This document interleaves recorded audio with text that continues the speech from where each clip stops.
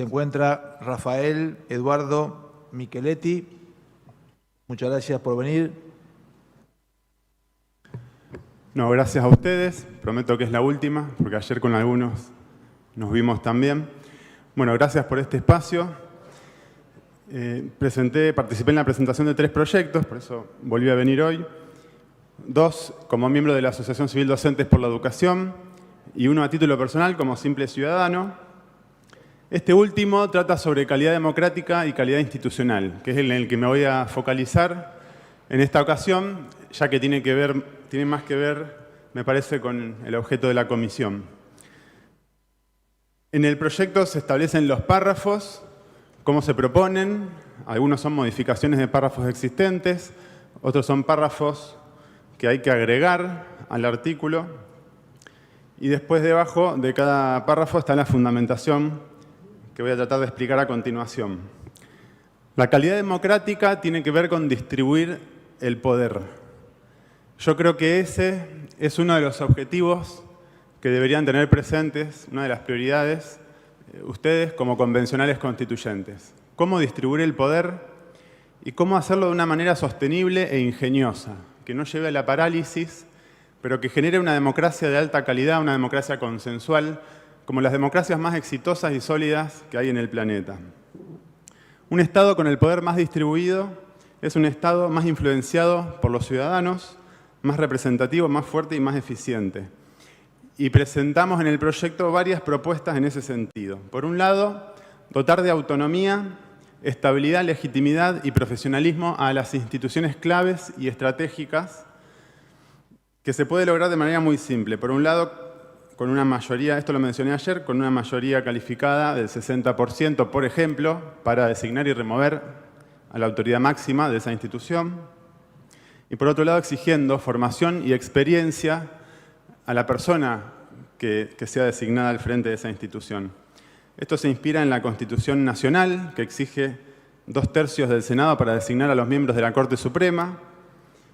También en la Constitución de Mendoza, que exige un acuerdo del Senado para designar, por ejemplo, a la autoridad educativa, o sea, sin ser del Poder Judicial. Muchas democracias de alta calidad tienen un sistema consensual, como Alemania, Suiza. En Alemania se exige la mayoría de 2/3 para designar a la Corte Constitucional. Suiza tiene una cultura política de tanto acuerdo, de tanto consenso, que incluso hay reglas no escritas que exigen un consenso mayor al que está fijado en la ley escrita. Lo que proponemos en concreto, entonces, 2/3 de la legislatura para designar a la Corte Suprema, 60% de mayoría de la legislatura para designar a los representantes tanto del Ejecutivo como del Legislativo en el Consejo de la Magistratura. Esto también es clave para dotar de mayor fortaleza, autonomía, estabilidad al Consejo de la Magistratura, que en definitiva elige a los jueces. Y también se propone una mayoría del 60% para designar a la máxima autoridad de 2 áreas claves muy sensibles: seguridad y educación. Esas 2 áreas necesitarían, y les vendría muy bien, mayor nivel de consenso, legitimidad, estabilidad, visión a largo plazo. Uno podría preguntarse, bueno, si se puede generar cierta parálisis por aumentar el nivel de consenso, por ir a una democracia más consensual, como lo son las de mayor calidad. Podría pasar, pero estos no son niveles de consenso superiores a los de las democracias que funcionan en el mundo. O sea que no tendría por qué pasar. Aún así, se incluye en el proyecto una válvula de escape.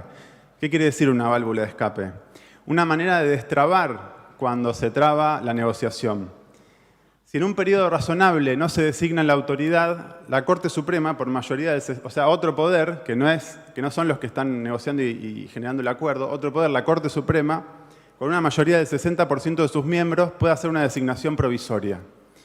Hasta tanto se llega al acuerdo. Entonces, se destraba, pero al mismo tiempo se incentiva el acuerdo. Y esto también ayuda a promover una cultura política del acuerdo, del consenso. Esta sería la principal reforma que se propone. Después también se incluyó en el proyecto la propuesta del balotaje o doble vuelta para elegir al gobernador. Me van a decir que el artículo 70 no está en discusión. Eso es cierto, pero se puede establecer un sistema por defecto, es decir, la Constitución establece sistemas a vuelta simple por defecto, salvo que la legislatura, por una mayoría especial del 60% de sus miembros, habilite otro sistema. Eso se puede modificar a través del artículo 64, y lo único que estaría haciendo es complementar el artículo 70. Y aclarando la interpretación del artículo 70. El balotaje ayuda a un poder ejecutivo con más nivel de consenso, con más legitimidad y más representatividad.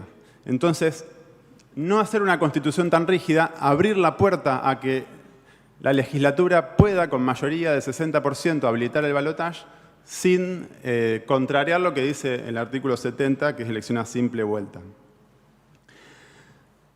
Otra propuesta que se incluye y que tenemos tiene que ver con la elección de los legisladores, que también busca el mismo sistema. La Constitución habla de la elección a distrito único por sistema proporcional, pero se puede establecer que ese sea el sistema por defecto que establece la Constitución y abrir la puerta a que con una mayoría especial del 60% la legislatura pueda establecer otro sistema. Entonces, nos estamos moviendo de algo muy rígido, estamos dando la posibilidad a que los legisladores en el futuro, sin tener que cambiar la Constitución, puedan aplicar otro sistema. Y esto se puede simplemente abrir una puerta amplia que puedan establecer cualquier sistema o proponer un sistema que pueda aparecer con la mayoría del 60%. Y lo que se propone en este proyecto es el sistema de elección por circunscripción uninominal, pero con balotaje o voto preferencial y, por otro lado, con cupo para minorías. Esto está inspirado en Nueva Zelanda y Australia. Y lo que logra es combinar todas las ventajas de la elección por circunscripción uninominal, pero al mismo tiempo contrarresta o evita los riesgos o los posibles efectos negativos de esa forma de elección, de ese sistema electoral. Se haría entonces el mismo esquema. Se deja, dijimos, el sistema por defecto, pero se abre la puerta a otro sistema. Esto genera distritos electorales más pequeños, entonces da lugar a una democracia de proximidad, ¿no? Supongamos que la legislatura son 50, 10 se deja como cupo para minorías con subrepresentación y 40 se eligen por circunscripción uninominal. Entonces se divide la provincia en 40 circunscripciones, los distritos electorales son más pequeños, el ciudadano común tiene más acceso a la posibilidad de presentarse como candidato, a hacer campaña sin gastar tanto, sin tener que recorrer tanto territorio. Esa democracia de proximidad es una democracia de mayor calidad. La elección también pasa a ser más competitiva, se requiere menos dinero, menos influencia del dinero en las campañas. Y lo que establece también el proyecto en el mismo articulado es, acá el problema de la elección uninominal suele ser el diseño de los distritos, ¿no? El gerrymandering le llaman en los países anglosajones, la manipulación de los distritos electorales, porque al ser uninominales tienen que actualizarse periódicamente por población.